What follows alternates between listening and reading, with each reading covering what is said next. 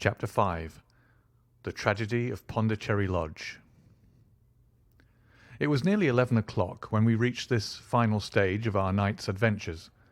We had left the damp fog of the great city behind us, and the night was fairly fine.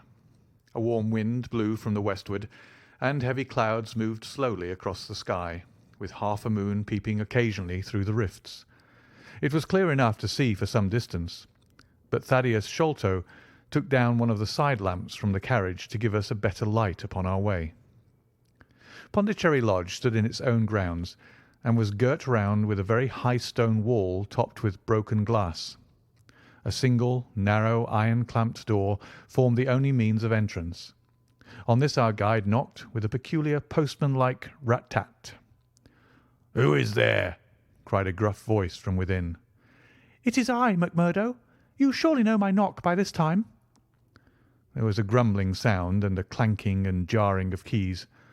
The door swung heavily back, and a short, deep-chested man stood in the opening, with the yellow light of the lantern shining upon his protruded face and twinkling, distrustful eyes. "That you, Mr. Thaddeus? But who are the others? I had no orders about them from the master." "No, McMurdo. You surprised me. I told my brother last night that I should bring some friends." "He ain't been out his room to-day, Mr. Thaddeus, and I have no orders. You know very well that I must stick to regulations. I can let you in, but your friends must just stop where they are." This was an unexpected obstacle. Thaddeus Sholto looked about him in a perplexed and helpless manner. "This is too bad of you, McMurdo," he said. "If I guarantee them, that is enough for you. There is the young lady, too. She cannot wait on the public road at this hour." "Very sorry, Mr. Thaddeus," said the porter inexorably. "Folk may be friends of yours, and yet no friends of the master's. He pays me well to do my duty, and my duty I'll do. I don't know none of your friends." "Oh, yes, you do, McMurdo," cried Sherlock Holmes genially. "I don't think you can have forgotten me. Don't you remember the amateur who fought 3 rounds with you at Alison's rooms on the night of your benefit tour years back?" "Not Mr. Sherlock Holmes!" roared the prize-fighter. "God's truth, how could I have mistook you? If instead of standing there so quiet you just stepped up and given me that cross hit of yours under the jaw, I'd have known you without question. Ah, you're one that has wasted your gifts, you have. You might have aimed high if you'd joined the fancy." "You see, Watson, if all else fails me, I have still one of the scientific professions open to me," said Holmes, laughing. "Our friend won't keep us out in the cold now, I am sure." "In you come, sir, in you come. You and your friends," he answered. "Very sorry, Mr. Thaddeus, but orders are very strict. Had to be certain of your friends before I let 'em in." Inside, a gravel path wound through desolate grounds to a huge clump of a house, square and prosaic, all plunged in shadow save where a moonbeam struck one corner and glimmered in a garret window. The vast size of the building, with its gloom and its deathly silence, struck a chill to the heart.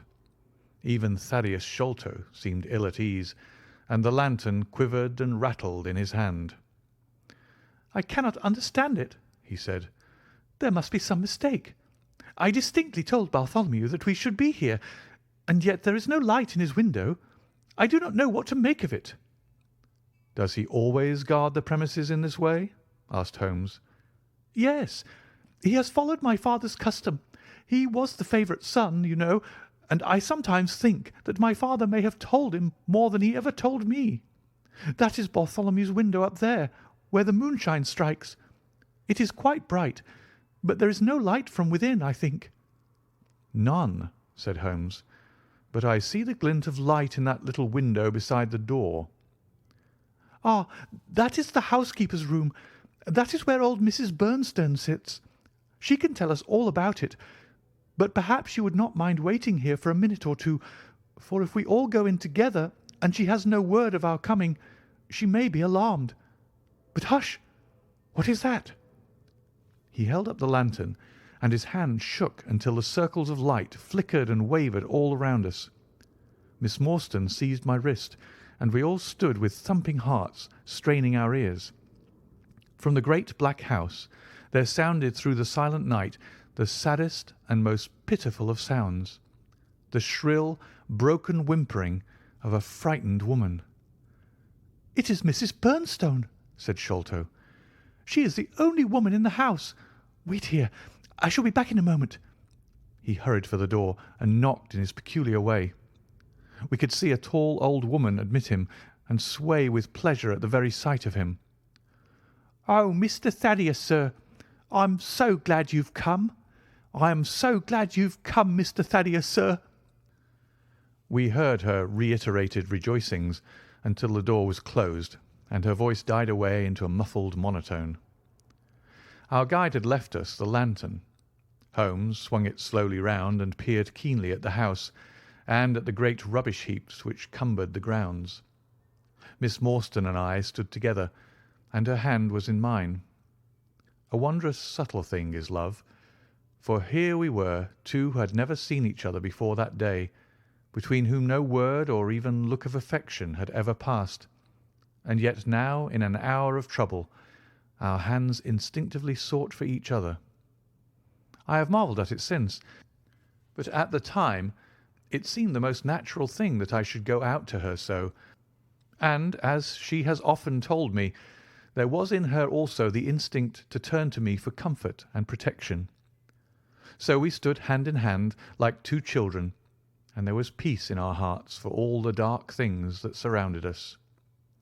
"What a strange place," she said, looking round. "It looks as though all the moles in England have been let loose in it. I've seen something of the sort on the side of a hill near Ballarat, where the prospectors have been at work." "And from the same cause," said Holmes. "These are the traces of the treasure-seekers.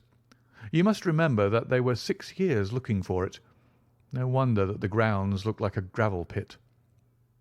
At that moment the door of the house burst open, and Thaddeus Sholto came running out with his hands thrown forward and terror in his eyes. "There is something amiss with Bartholomew," he cried. "I am frightened. My nerves cannot stand it." He was indeed half blubbering with fear, and his twitching, feeble face, peeping out from the great Astrakhan collar, had the helpless, appealing expression of a terrified child. "Come into the house," said Holmes in his crisp, firm way. "Yes, do," pleaded Thaddeus Sholto.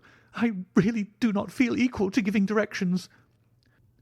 We all followed him into the housekeeper's room, which stood upon the left-hand side of the passage.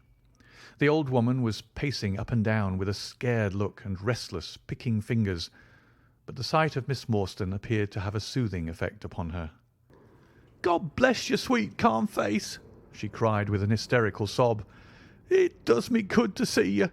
Oh, but I have been sorely tried this day."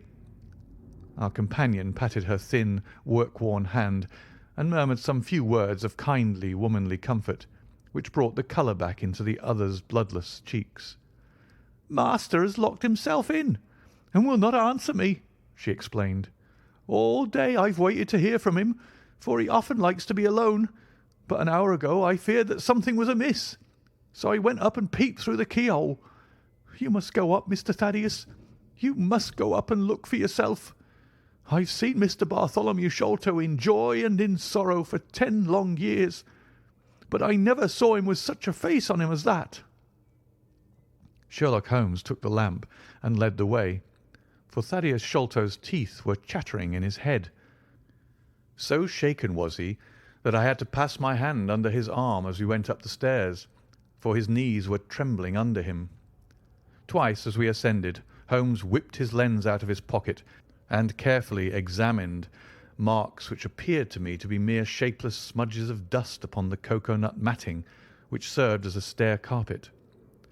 He walked slowly from step to step, holding the lamp and shooting keen glances to right and left. Miss Morstan had remained behind with the frightened housekeeper. The third flight of stairs ended in a straight passage of some length, with a great picture in Indian tapestry upon the right of it, and 3 doors upon the left. Holmes advanced along it in the same slow and methodical way, while we kept close at his heels, with our long black shadows streaming backwards down the corridor. The third door was that which we were seeking. Holmes knocked without receiving any answer, and then tried to turn the handle and force it open. It was locked on the inside, however, and by a broad and powerful bolt, as we could see when we set our lamp up against it. The key being turned, however, the hole was not entirely closed. Sherlock Holmes bent down to it and instantly rose again with a sharp intaking of the breath. "There is something devilish in this, Watson," said he, more moved than I had ever before seen him. "What do you make of it?" I stooped to the hole and recoiled in horror. Moonlight was streaming into the room, and it was bright with a vague and shifty radiance. Looking straight at me, and suspended as it were in the air, for all beneath was in shadow, there hung a face, the very face of our companion Thaddeus. There was the same high shining head, the same circular bristle of red hair, the same bloodless countenance.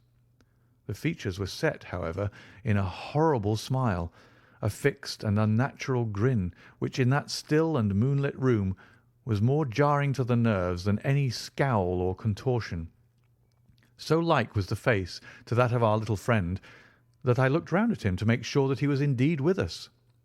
Then I recalled to mind that he had mentioned to us that his brother and he were twins. "This is terrible," I said to Holmes. "What is to be done?" "The door must come down," he answered, and springing against it, he put all his weight upon the lock. It creaked and groaned, but did not yield. Together we flung ourselves upon it once more, and this time it gave way with a sudden snap, and we found ourselves within Bartholomew Sholto's chamber. It appeared to have been fitted up as a chemical laboratory.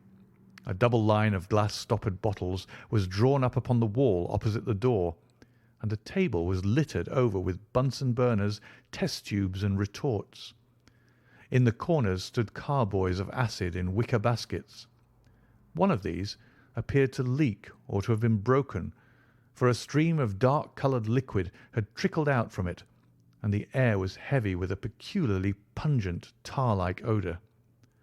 A set of steps stood at one side of the room, in the midst of a litter of lath and plaster, and above them there was an opening in the ceiling large enough for a man to pass through. At the foot of the steps a long coil of rope was thrown carelessly together. By the table, in a wooden armchair, the master of the house was seated all in a heap, with his head sunk upon his left shoulder, and that ghastly, inscrutable smile upon his face. He was stiff and cold, and had clearly been dead many hours. It seemed to me that not only his features, but all his limbs were twisted and turned in the most fantastic fashion. By his hand, upon the table there lay a peculiar instrument, a brown, close-grained stick, with a stone head like a hammer, rudely lashed on with coarse twine. Beside it was a torn sheet of note-paper with some words scrawled upon it. Holmes glanced at it, then handed it to me. "You see," he said with a significant raising of the eyebrows. In the light of the lantern I read with a thrill of horror, "The Sign of the Four." "In God's name, what does it all mean?" I asked. "It means murder," said he, stooping over the dead man. "Ah, I expected it. Look here." He pointed to what looked like a long, dark thorn stuck in the skin just above the ear. "It looks like a thorn," said I. "It is a thorn. You may pick it out, but be careful, for it is poisoned." I took it up between my finger and thumb. It came away from the skin so readily that hardly any mark was left behind. One tiny speck of blood showed where the puncture had been. "This is all an insoluble mystery to me," said I. "It grows darker instead of clearer." "On the contrary," he answered, "it clears every instant. I only require a few missing links to have an entirely connected case." We had almost forgotten our companion's presence since we entered the chamber. He was still standing in the doorway, the very picture of terror, wringing his hands and moaning to himself. Suddenly, however, he broke out into a sharp, querulous cry. "The treasure is gone," he said. "They have robbed him of the treasure. There is the hole through which we lowered it. I helped him to do it. I was the last person who saw him. I left him here last night, and I heard him lock the door as I came downstairs." "What time was that?" "It was 10 o'clock, and now he is dead, and the police will be called in, and I shall be suspected of having had a hand in it. Oh, yes, I am sure I shall. But you don't think so, gentlemen? Surely you don't think it was I? Is it likely that I would have brought you here if it were I? Oh, dear, I know that I shall go mad." He jerked his arms and stamped his feet in a kind of convulsive frenzy. "You have no reason for fear, Mr. Sholto," said Holmes, kindly putting his hand upon his shoulder. "Take my advice and drive down to the station to report this matter to the police. Offer to assist them in every way. We shall wait here until your return." The little man obeyed in a half-stupefied fashion, and we heard him stumbling down the stairs in the dark.